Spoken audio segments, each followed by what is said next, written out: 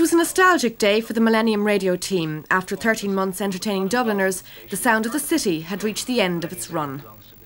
The Millennium started as a single idea, and it had to be brought every day to the attention of people, the things that were happening, and a special Dublin-orientated programme.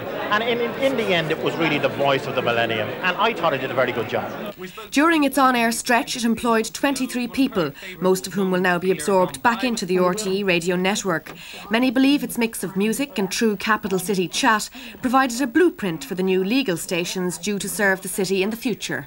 I think that the Millennium has been a station that Dubliners have tended to identify with for various reasons, and I would love that both new stations we're putting on air will be identified with in exactly the same way. I've no doubt that Millennium Radio was an enormous success. I think it established a rapport with the listenership in Dublin.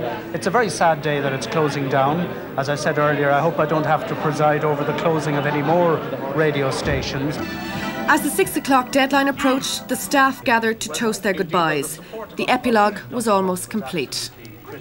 Well, Joyce, what is it? It's 1 minute and 20 seconds to 6 o'clock. This is very nostalgic, really. Is anybody sad here?